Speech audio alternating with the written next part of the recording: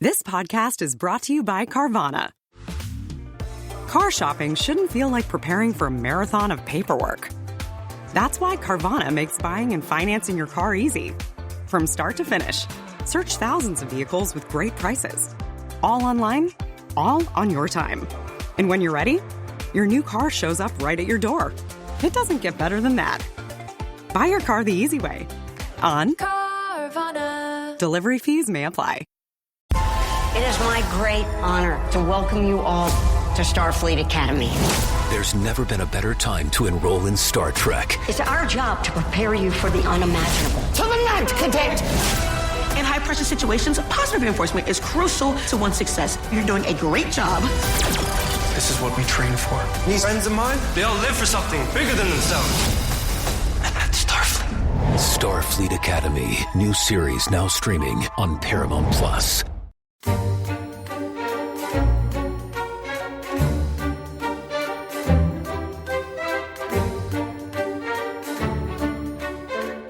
From whatever standpoint one regards it, the American Civil War presents a spectacle without parallel in the annals of military history.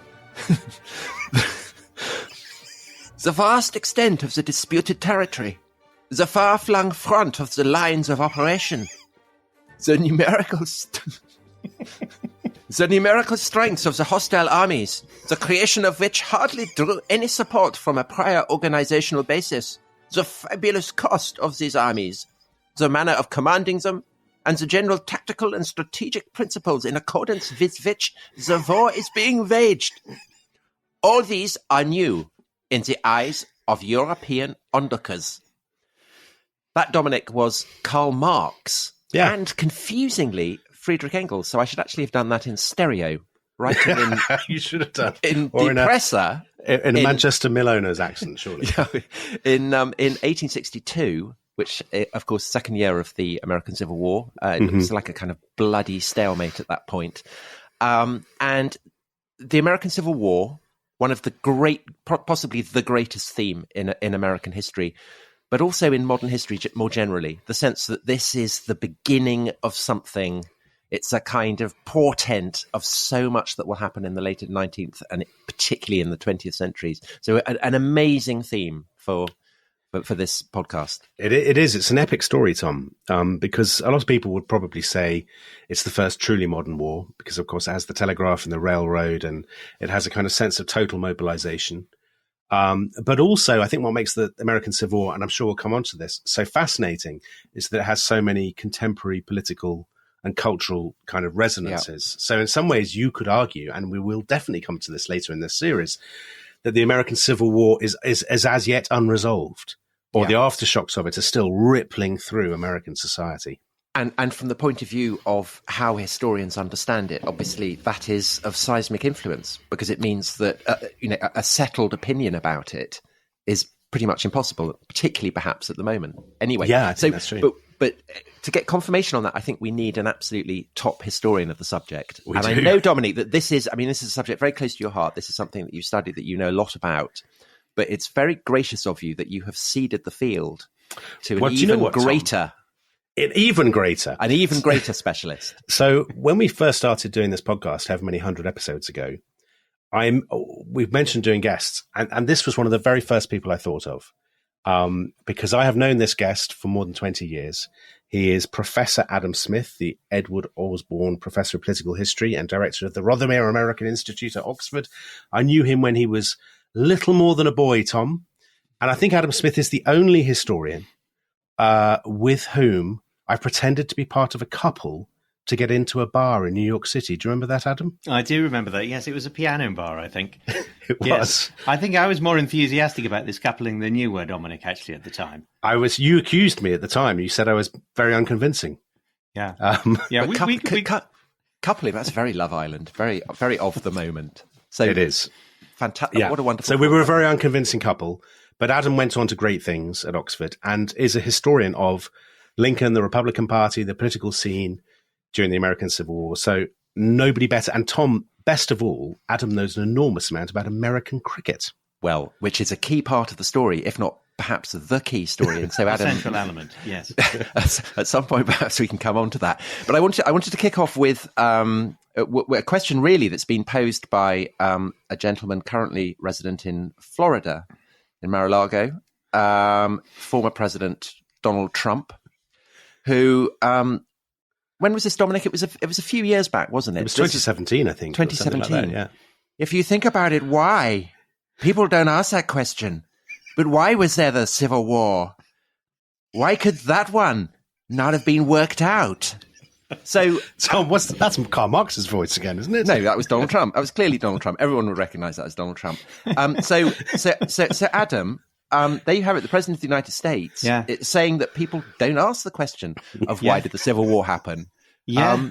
So, as a professor at Oxford, why aren't you asking this question? Yeah, no, Donald Trump. It had never occurred to him why it had happened. I mean, in fairness, I mean there have been a lot of people throughout American history over the last 150 years who said, surely we could have avoided that one. I mean, there is a tradition underlying. Do you think they're right? Do you think they're right? No, I think they're completely wrong. I think this is an interesting example in modern history of a war that it's. I mean, we can play some interesting alternative history games and try and imagine scenarios in which a war could have been avoided. You can imagine how a different war could have been fought, but it's pretty hard to imagine how the fundamental moral and political and economic problem of slavery could have been resolved in the United States in any way short of some kind of big breakdown. And so, in that sense, is it the case that the American Civil War is baked into the original founding of the United States? Yeah, I think it's as close to being that as anything you'll find. I mean, this is not like the First World War in Europe, where you can imagine all kinds of different scenarios, where all kinds of things had to be in place for that war to happen in the way that it did in the summer of 1914. This war that broke out in North America in 1861 was one that had been predicted and foreordained and speculated about, and people had had nightmares about it. And some people had looked forward to it, right? Because it was imagined correctly, as it turned out, by abolitionists, by anti-slavery activists of all stripes, to be the most likely way, given the institutional structure of the United States, that you could ever bring about the end of slavery. So it had been much anticipated, and then it came. So let's go back to the very beginning then, Adam. I mean, whether that very beginning is 1619 or 1776 is now a subject of intemperate debate, isn't it? But let's go back to 1776 anyway. So the United States of America are founded. They declare independence from the colonies, break away from Great Britain. Some of them have slavery and some of them don't. And they sort of muddle along into the beginning of the 19th century, don't they? But even at that point, so with when the Republic is celebrating its 10th, 20th, 30th birthdays, are people conscious then that slavery is this sort of ticking time bomb that's going to engulf them all? Yeah, they are. Now, in fairness, there are other potential ticking time bombs that people imagine are there that don't go off. So people imagine there might be a ticking time bomb, a division between Western states and Eastern states. There are other potential lines of division, but everybody knew that slavery was probably the critical factor. I would say it's not 1776 so much as 1787 or 1789 that really matters. 1787 was when the Constitutional Convention met, and 1789 was when the Constitution came into effect. And that new Constitution, which created a stronger federal government, created a national government really for the first time, could not have been put together, would not have been agreed by all of the 13 states as they then were, the previously 13 colonies that had broken away from the British Empire, could not have been agreed by them had it not been for the fact that there was a conscious compromise over the question of slavery. So as you say, Dominic, by the late 1780s, slavery was kind of on the way out in New England. There were moves already being made in the mid-Atlantic states, in Pennsylvania, in New York, in New Jersey, to put slavery on the course of ultimate extinction, to use a phrase that Abraham Lincoln would later reiterate again and again and again. And in the more southernmost states, Virginia being by far the most populous, slavery seemed so central to the economy that it was much harder to imagine how slavery would end. Yet even there was a sense that, well, maybe it's a legacy of a previous era. Maybe something will happen in the next few decades that will make it less important to us to have to hold on to it. So for the time being, it was necessary to reassure Southern slaveholders that this new national government was not going to have the power to end slavery in their Southern states. But at the same time, Northerners and anti-slavery mid-Atlantic people were able to join this national government in the optimistic hope that maybe by about 1810, maybe by 1850, who knew, slavery would probably have disappeared in the South anyway, just as it was already disappearing in the Northeast and the mid-Atlantic. So, Adam, why is slavery seen as a problem? I mean, that sounds an insane question from our perspective. But for people in the late 18th century, it's not at all a given that slavery as an institution is morally wrong. So in the context of the nascent United States, is it Christian principles that are causing this tension, or is it the sense that there is a measure of hypocrisy in the kind of Jeffersonian preaching of liberty, while at the same time holding human beings in bondage? Or is it a kind of fusion of both, or something more? It's definitely both of those things, Tom. I mean, it's the famous line from Dr. Johnson, isn't there? Why do we hear the loudest yelps for freedom from the drivers of Negroes? I mean, the answer to that question that some historians have put forward is that we hear the loudest yelps for freedom precisely because they're the drivers of Negroes, to quote Johnson. In other words, the presence of actual chattel slavery sharpened colonial American sense of the distinction between freedom and slavery. But yes, it was by the late 18th century, of course, there was a growing anti-slavery movement in Britain as well as in North America. And of course, the language, the Enlightenment language, which informed the Declaration of Independence, these ringing declarations of the equality of man, you don't need to look back on that retrospectively to see the obvious disjuncture between those claims and the reality of the claim to property and man. But Adam, you were saying that people thought slavery might wither away. But as the 19th century progresses, I mean, it would seem to me that two things happen. One is that the world demand for cotton increases massively. You have the development of the cotton gin. The South is producing about a quarter of the world's cotton, I think, by 1860. So the institution, the economic institution, is making a lot of people a lot of money. Yeah, it's obviously deeply embedded in the cultural world. Kind of well, it's like cotton to the 19th century industrial economy is like oil is to the mid 20th century, and by 1860, raw cotton from the American South, it's about 90% of the imports of raw cotton into Britain, in fact, are coming from the American South. So they're like the kind of the Middle East on this kind of oil analogy. And the price of cotton keeps on rising, as you say, through the 1830s and 40s and 50s, and the capacity to produce cotton in large quantities increases. And then the critical factor here that we'll talk about, which is the territorial expansion of the United States, means that there's just hundreds of thousands of acres under cultivation growing cotton, more than there was at the beginning of the period. So yeah, a lot of people are making a lot of money from it. And well, that's what I wanted to ask about, the territorial expansion, because actually, when you look at American, I mean, the build up to all civil wars is fascinating. In Spain, in Yugoslavia, in America, as much as anywhere. There's an awful lot of violence in the build up to the American Civil War. There's paramilitary violence, there's assassinations and so on. But in particular, I mean, there's violence that the Americans themselves are sort of dealing out to others. So most famously, I suppose, Mexico.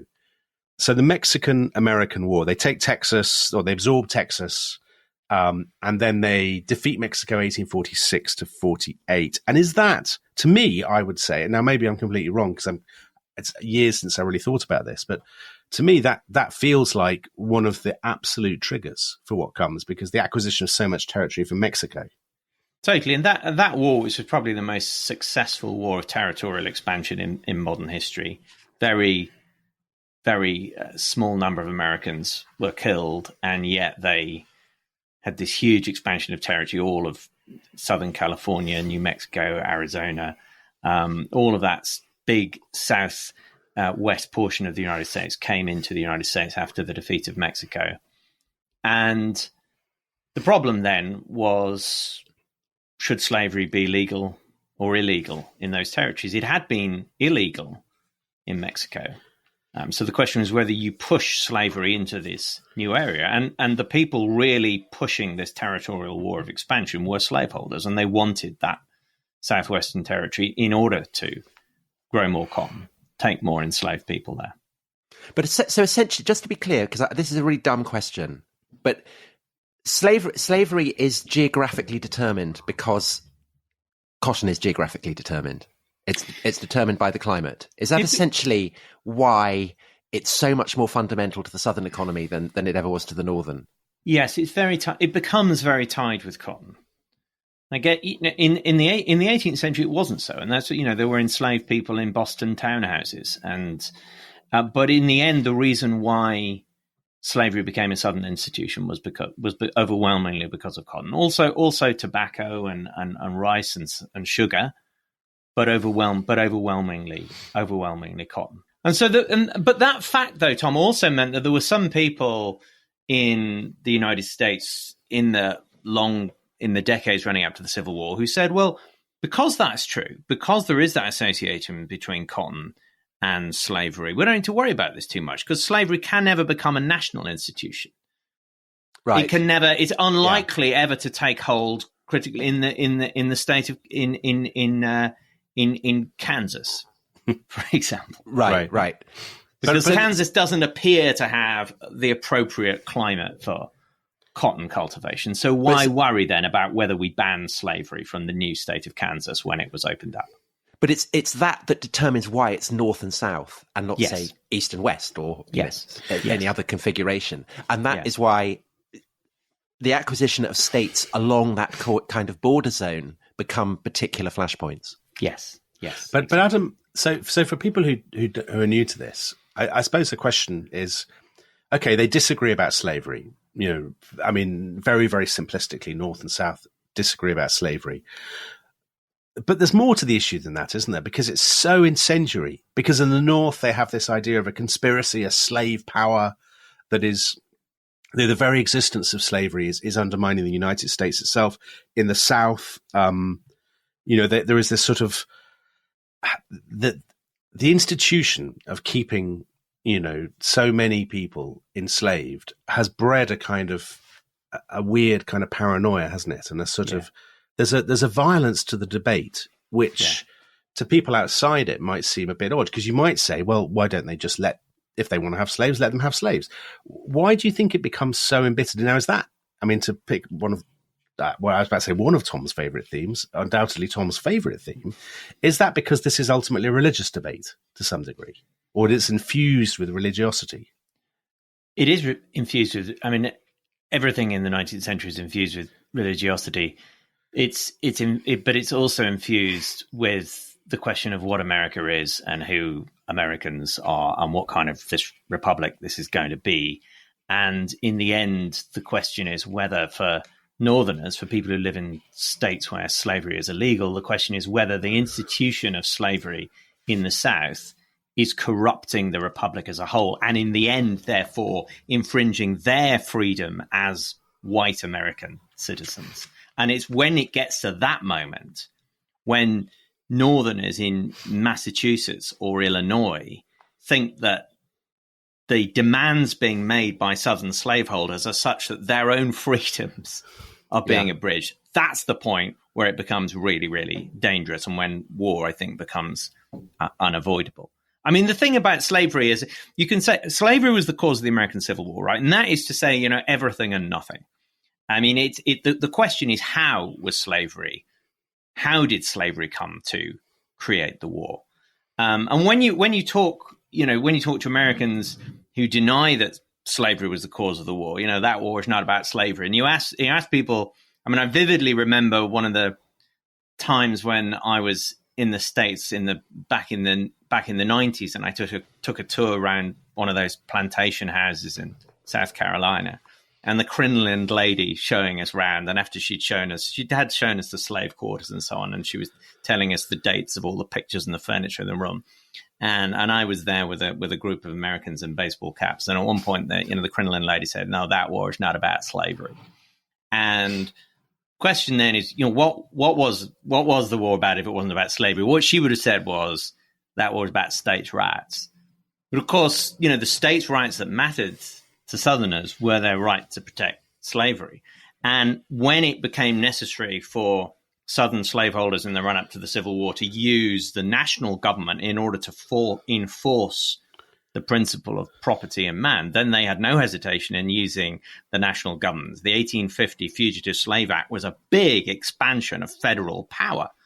And it was in the aftermath of that, it was northern states who were talking about states' rights in order to resist the encroachment of the federal government, who were reaching in to northern free state communities and arresting and dragging away in chains fugitive slaves, or people who slaveholders claimed had been fugitives from slavery, without recourse to local juries or local police forces or local courts. That was a massive expansion of federal power, and it was necessary for slaveholders to demand it. So it all comes back to slavery one way or another. But as you say, Dominic, it's completely interlaced with all these basic questions about Republican freedom, as Northerners and Southerners understood those things. And in the North, they're they're not surrounded by slaves.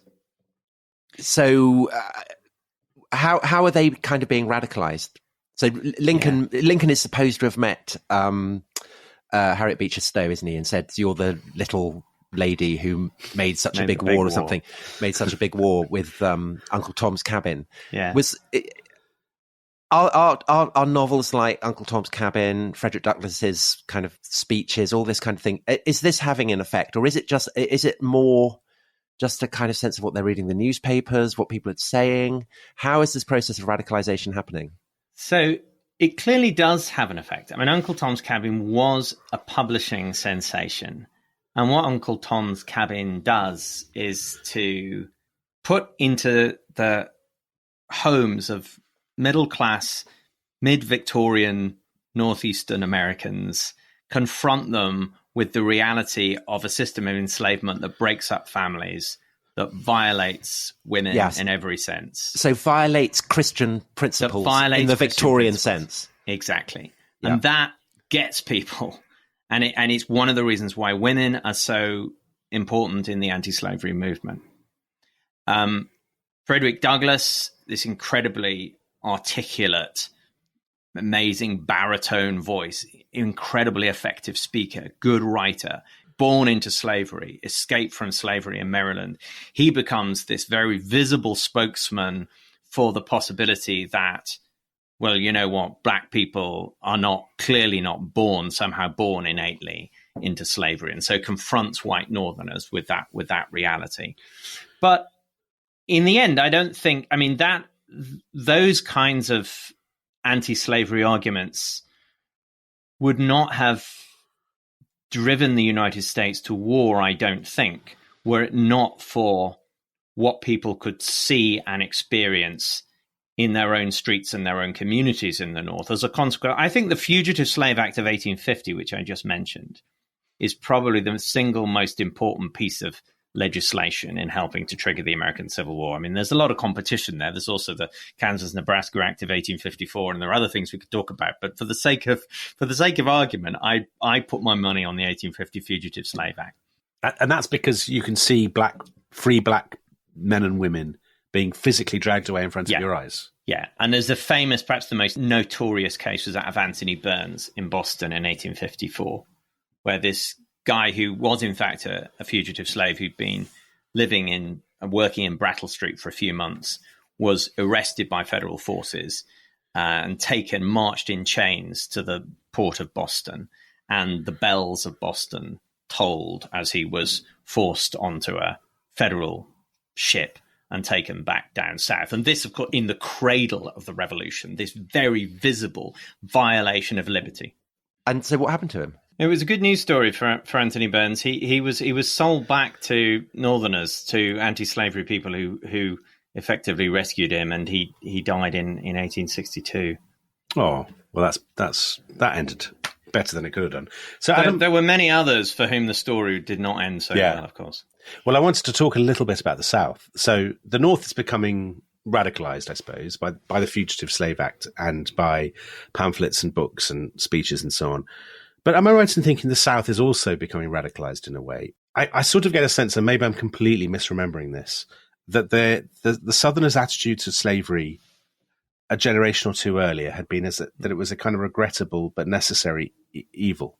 Mm. Whereas there's a sense, isn't there, that they're absolutely obsessed with slavery in the 1850s, and they see it as a positive good, as a sign of their own nobility and their tradition and their all these wonderful things that have been lost in the cruel, mechanistic, capitalistic North. Yeah, that's absolutely right. And I think that transition happens around the late 1820s or early 1830s. And so it happens in line with the rise of radical abolitionist movements in the North. It's the classic way in which polarization happens, and that each is reacting to the other.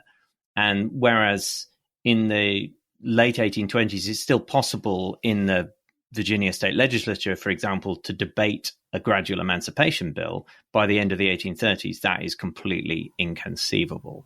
There's no space in the South by the end of the 1830s for any white person or anybody questioning the moral rectitude of slavery. But Adam, presumably, I mean, what proportion of people in the South actually are profiting from slavery? In the direct sense of owning enslaved people, it's only about a quarter. So there is a big and interesting question here about why the majority of white Southerners who don't themselves directly benefit from the ownership of slaves nevertheless support the slave system, which, so far as we can tell, most of them did. And are willing to die for it in due course. And in the end, they're willing to die for it, or at least willing to die for a society which has slavery rather than submit to the Yankee yoke, as they would see it. And an obvious answer is that the existence of slavery creates a racial caste system. And so if you're a poor, propertyless white man, you at least know that you can never be formally enslaved. And so that gives you a kind of status on the basis of your skin color, which you wouldn't have in a non-slave-based society. There are plenty of places in the South where that doesn't really seem to hold true. And in parts of the South where there aren't very many enslaved people, because there aren't many black people, upcountry, North Carolina, and so on. Those are not coincidentally the parts of the South which are least enthusiastic about fighting for the Confederacy, and where desertion during the American Civil War is at its highest rates. And there were a couple of quite high-profile white Southerners in the late 1850s, the most prominent being Hinton, Rowe, and Helper, who wrote a book saying the real problem with slavery is what it does to poor white people. And this was taken up, and he was then hounded out of the South, of course, but this book was taken up by Northern anti-slavery people with great glee, because it made their case for them exactly. The problem with slavery is what it does, not just, if at all, in some cases, to enslaved people, or what it does to everybody else. The way it corrupts the owners of slaves and the way it impoverishes those who don't own slaves. So you can be an abolitionist in the North and still be massively racist? Definitely. You said a few minutes ago, Tom, that Northerners were growing up without slavery around them. Many of them were also growing up without black people around them. They were living, their actual experience was that they were living in a kind of lily white man's republic, and that, the gender and the race bit of that is important. And Abraham Lincoln is a good example. I mean, in the state of Illinois, where he moves as a kind of teenager and builds his career and his political career in the end, Illinois has anti-black laws on the books. So it's actually illegal for black people to move to Illinois. Slavery is illegal in Illinois, but as it were, so are black people. I mean, there is nevertheless a black community in Illinois, but it's very small. So that raises the issue about colonization, Adam, which is absolutely fascinating. Probably a lot of people don't know about, which is that, I mean, Lincoln is a good example. We'll come to Lincoln more properly after the break, but Lincoln is a good example, isn't he, of somebody who hates slavery, wants to see it extirpated, but also basically, in an ideal world, would like to see huge numbers of African Americans, perhaps almost all, or indeed all African Americans, physically moved to Africa. Yeah. Yes, the American Colonization Society, which Abraham Lincoln is a supporter of, that is their stated aim, to end slavery by removing black people from America. And at various points, that the American Colonization Society has the support of the political establishment, as it were, the multiple layers, different types of the political establishment, pretty much everywhere outside of the Deep South through the 1810s and 20s and 30s. I mean, you talk about, Thomas Jefferson is interesting in this respect as well. I mean, Jefferson, the author of the Declaration of Independence, that all men are created equal, also himself a slaveholder, deeply conflicted, aware of the horrible bind that slavery puts people like him in, and of course having a relationship with at least one of his enslaved women, Sally Hemings, and having children by her, and so has this deeply complex and ambivalent attitude to slavery, with the result that Jefferson himself, by the time of the American Civil War, white Southerners are quite ambivalent about Jefferson. He's a really problematic figure for them. The glittering generalities, as they call it, of the Declaration of Independence, which create these problems for people who, by the 1860s, need to rely on the idea that there is a cast iron difference between black people and white people. Because Jefferson, there was that kind of famous phrase about how he trembled for his country, reflecting that God is just and that justice will be visited on it, which of course is essentially what happens. Yes. I think we should take a break at this point. When we come back, let's look at Abraham Lincoln, and then let's look at the build-up to war.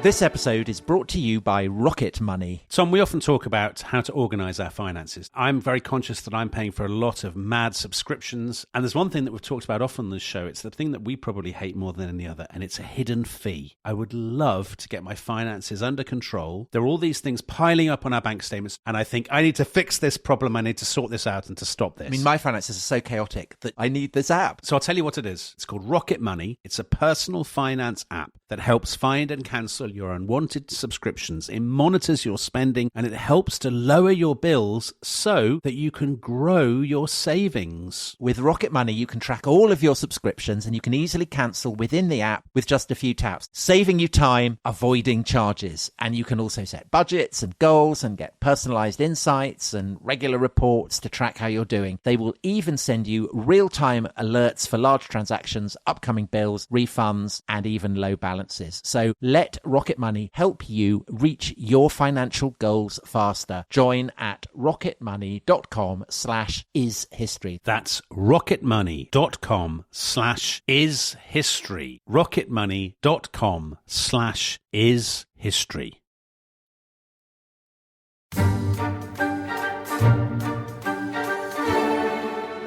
Hello, welcome back to The Rest is History. We're looking at the American Civil War, and more specifically in this first episode, the causes of the American Civil War.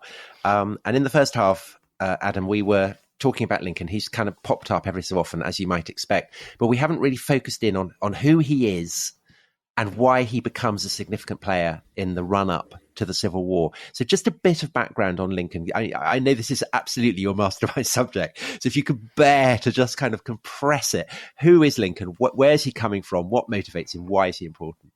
Well, he grew up on the frontier. He was born in 1809 in Kentucky, moved with his family to Indiana, moved on again eventually to Illinois. His family were poor, pretty much about as poor as you could get as a white family on the frontier. He had very little formal education. He learnt to read and write. He was estranged from his father at some point as a teenager, and moved into a small community in Illinois kind of pretty much on his own, and had to kind of build his own life, aided by the fact that he was very tall and strong and so could win physical fights. Served briefly in the Black Hawk War, a war against Native Americans. Didn't really fight, just fought mosquitoes by his own account. But that kind of elevated him in his own community because he was elected as an officer by his men. and then found his way into the Illinois state legislature.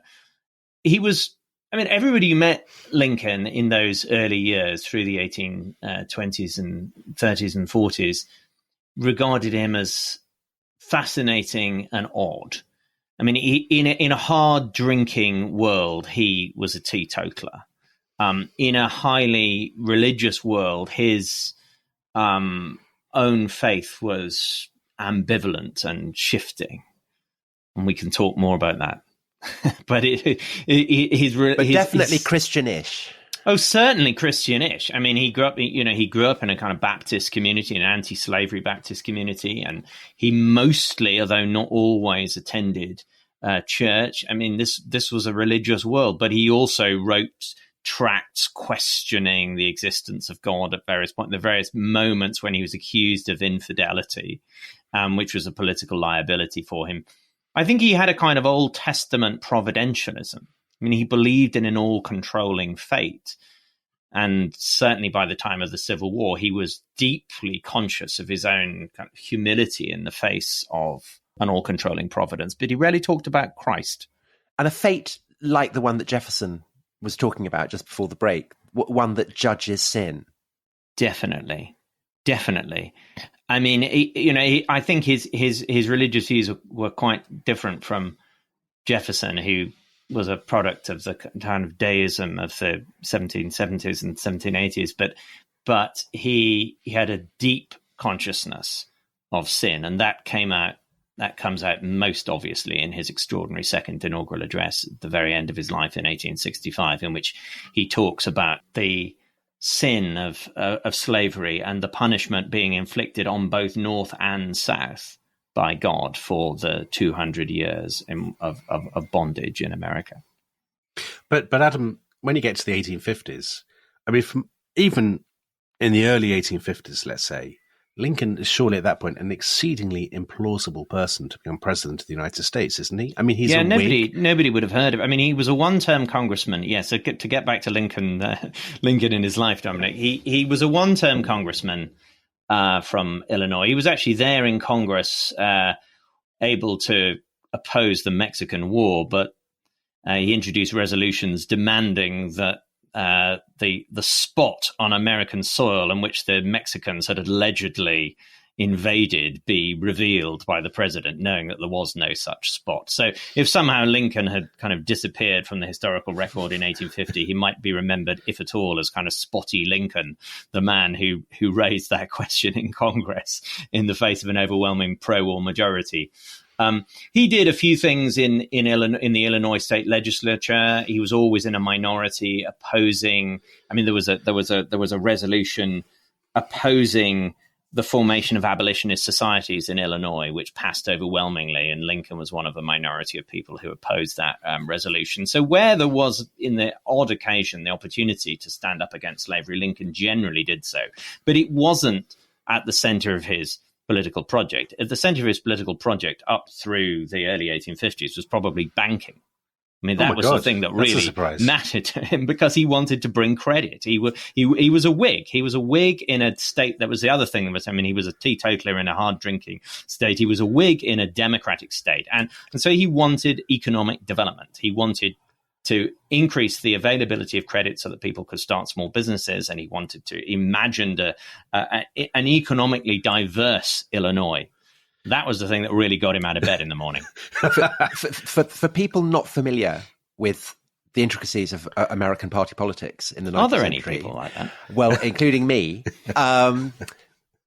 The system such as we recognize it now with Democrats and Republicans at this point does not exist. So it's Democrats and Whigs. And is that essentially what the state of play is? Yeah, the Whig Party the Democratic Party was really the world's first mass political party that emerged really in support of Andrew Jackson, this great populist president who ran for office first in 1824 and was elected in 1828 and re-elected in 1832.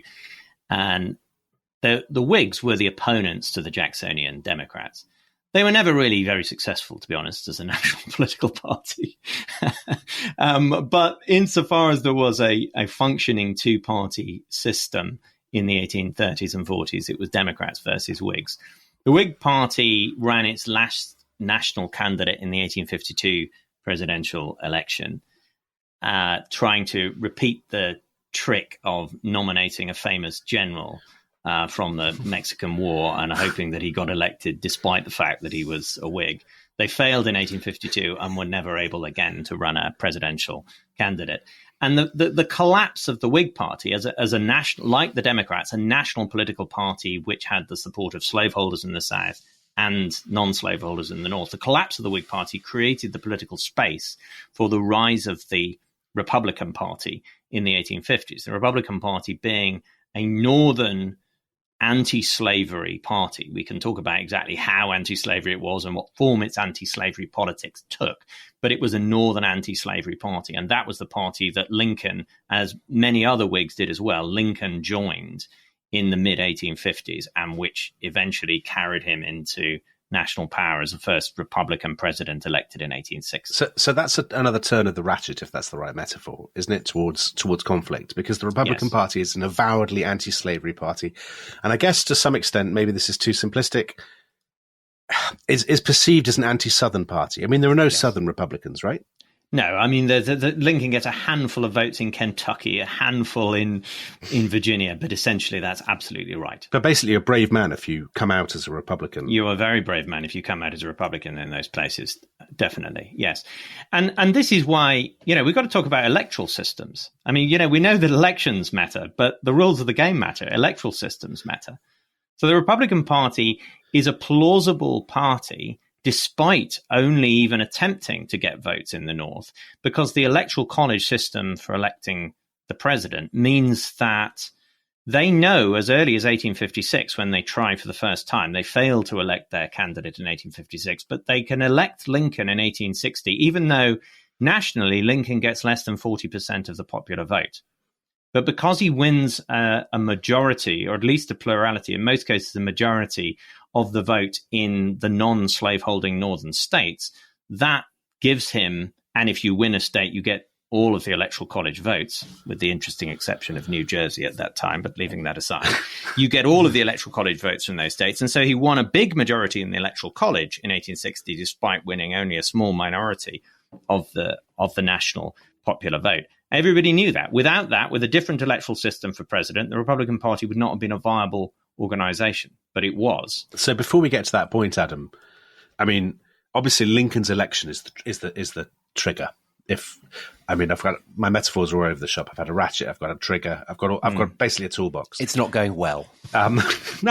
I've got a whole panoply of metaphors, Tom, I think is the truth of it. A rising fever.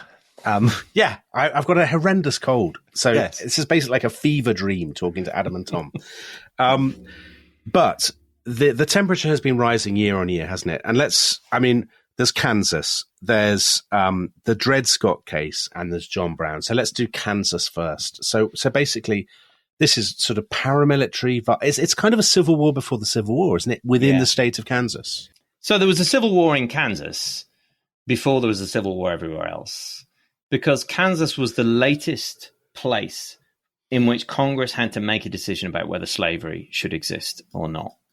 So a bill came before Congress at the very end of 1853 to organize Kansas as a United States territory. And everybody had thought up until then that the status of slavery in this part of North America would never be an issue, because Congress had previously decided in what was called the Missouri Compromise that all future land north of the 36 degrees 30 parallel would be free territory, and slavery would be allowed south of it. Now, this new proposed United States territory, which would later become a state, was north of that line, so slavery shouldn't exist. And yet, when the bill was brought forward, introduced into the Senate, it was introduced with a brand new provision that, after all, the territorial legislature of this new territory would determine for itself whether or not slavery existed. For anti-slavery Northerners, this was an extraordinary betrayal. I mean, this was upending what they had thought was, for a generation, for more than 30 years, had been the settled policy. And it looked like an incredible act of aggression by the slave power, as they called it. The guy who introduced the bill, Stephen Douglas, Democratic senator from Illinois, long-term sparring partner of Abraham Lincoln, he himself was from a northern state, from a non-slave holding state in Illinois. He said, look, this is no big deal. Slavery probably isn't going to go into Kansas anyway. Who's going to want to take slaves into Kansas? You're never going to be able to really grow cotton there successfully. This is just a pragmatic way of making sure this bill passes. You know, my southern colleagues really want this. Let's give it to them. Slavery isn't going to exist in Kansas anyway, so let's all just calm down about it. And insofar as this is a positive resolution of the question of slavery, what can be more American? It's popular sovereignty in action. Just let people decide. Who can possibly object to that? They choose, the people of Kansas choose freely for themselves, slavery or not slavery. But then what happened, Dominic, was that people piled in with guns to fight it out on the ground. So this is bleeding Kansas. Bleeding Kansas. Yeah. Right. And it was horrible. And one of the people who went there to fight for the Free State cause was this guy, John Brown, an abolitionist who'd been radicalized 15 years earlier and who was committed one of the many atrocities that were committed in 1850s Kansas, and went on from there to lead in 1859 an attempted insurrection of enslaved people in Virginia. So John Brown, I mean, he's stereotypically, you know, you see him, he's this incredibly forbidding looking bloke with a colossal beard, isn't he? Yeah, Old Testament prophet type. Who lies among in his grave. Yeah, exactly. Old Testament prophet with gun. But I mean, is he a terrorist or is he a freedom fighter? Because he's fighting on behalf of the slaves, but as you say, he's carried out atrocities in Kansas. He launches this rebellion, doesn't he, at Harper's Ferry, Virginia, 1859. So which gets suppressed by a very distinguished U.S. military man called Robert E. Lee. Yes, who's a colonel at the time. Yes, who that's right. Is he a terrorist or a freedom fighter? I mean, that's you could ask that about most groups who try to use violence to achieve ends, right? I mean, he believes that he is been appointed by God to rid the United States of the sin of slavery, and that any means will justify that end. Yeah. But isn't also the key thing about Brown and why he has such an impact is that he doesn't die when Lee and his men come and recapture the arsenal that he's captured. He gets taken prisoner, and so he has his time in the dock. Yeah. And because he's an Old Testament kind of guy, you put an Old Testament kind of guy in the dock, and he really lets rip the biblical language. Yeah. And then he is sentenced to death, and he's hung. And on the day of his hanging, the bells toll once again in Boston and in those stalwart redoubts of New England, anti-slavery, the anti-slavery heartlands, and in the Unitarian congregations and the Congregationalist congregations meet together to mourn the death of someone who they certainly regard as a freedom fighter. And that his soul is marching on. Yeah. His soul is marching but that absolutely inflames the South, doesn't it? Because as far as they see it, the Northerners are in bed with this, as they would say, terrorist. Yeah. And do you think at that point, so in 1850, so there's been a couple of other things, haven't there? Because there's been violence in the Senate. Yeah. A representative, Preston Brooks, has attacked, with a cane, a bloke called Charles Sumner, isn't it, Adam? Yeah, yeah. Charles Sumner, who was a Massachusetts senator, anti-slavery senator. Yeah, he gets attacked with a cane and almost killed. I mean, he's unconscious and lying on the floor with blood seeping out of his skull, and this guy Preston Brooks keeps on smashing his stick into the back of his head. So a real sense that the centre is not holding, that violence is kind of lapping at the feet of the Republic, and then you have Lincoln's election. And does the combination of all this mean that essentially by this point there is no stopping it? The war is inevitable. It's just a matter of time. I think that when Lincoln is elected, I think that's probably true. That by this point some kind of confrontation is inevitable. Whether it's the war that actually happened is a different question. Of course, there are all different kinds of scenarios, even once secession has happened and once the military has been engaged, but that some kind of breakdown is going to happen. I think that's right. And I think all of this is important to remembering that, I think there are many historians who disagree with me on this, but I see Lincoln as in some ways fundamentally quite a conservative figure with a small c. He is deeply anti-slavery. He's deeply concerned about the institutions and preserving the republic. And he sees, as do millions of other Northerners, that slavery leads to lawlessness and violence.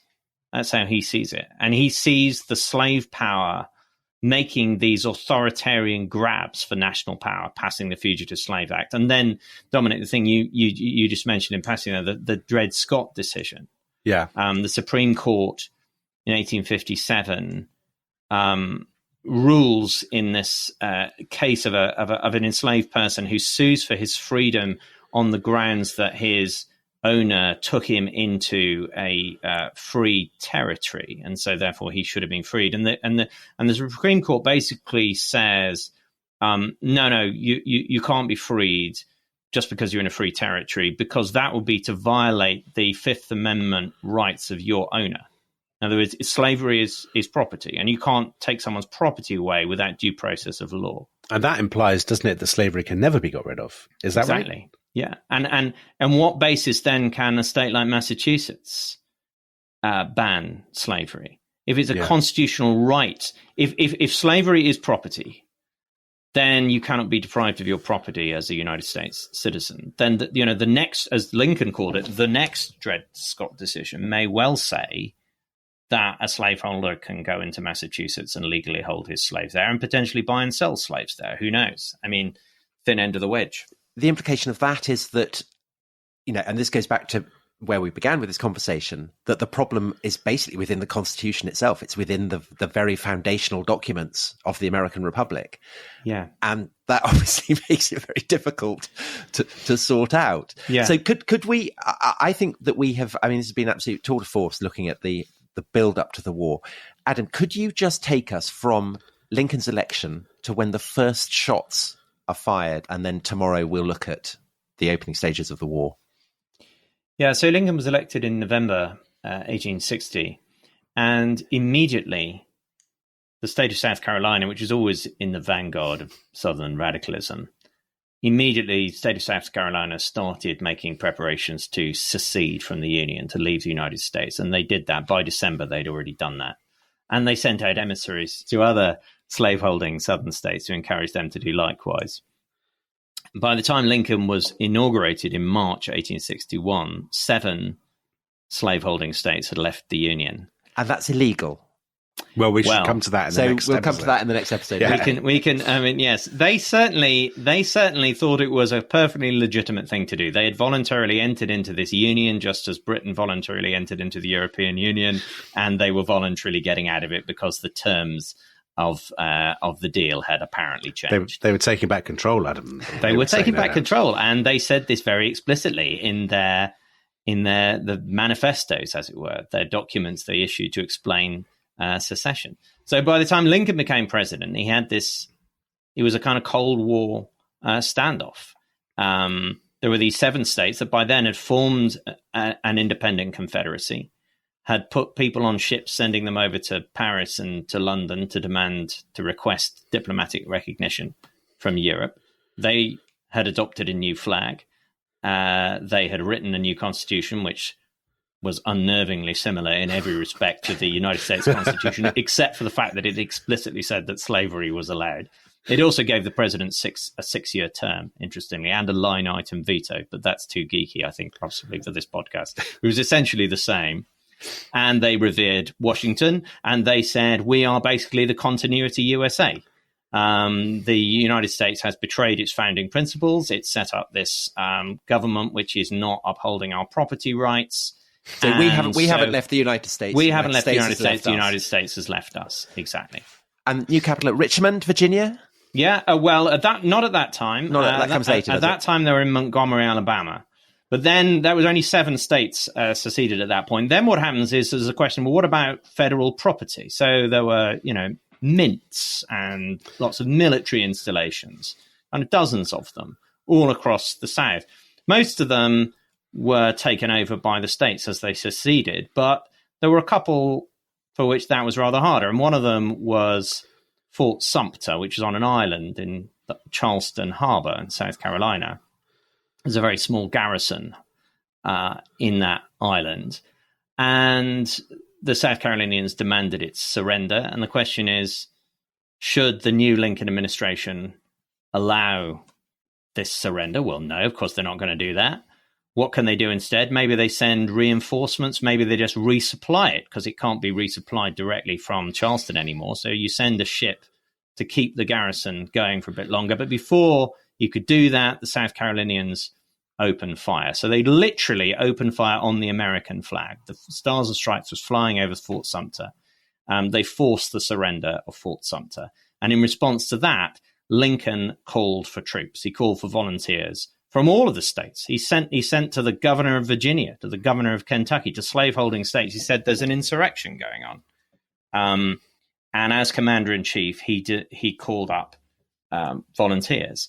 In response to that, then the upper South states, including the most important and the most populous, the most economically valuable one of Virginia, had to choose. Was it going to send troops to suppress this rebellion in South Carolina, or was it going to stand alongside its southern brethren? Well, it chose the latter. And so Virginia seceded as well, and the Confederate capital was then moved to Richmond, which, of course, is only about 90 miles due south of Washington, D.C. Well, Adam, on that bombshell. That literal bombshell. Literal bombshell. Thanks so much for that. I think we will take a break here. In the next episode, we will look at the opening of the war. So please join us then for this most extraordinary of stories. Our thanks to Adam. Thanks to you for listening. Bye-bye. Bye-bye.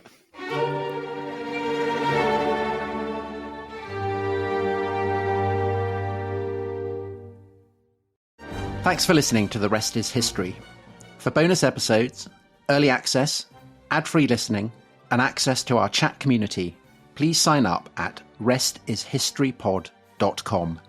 That's restishistorypod.com.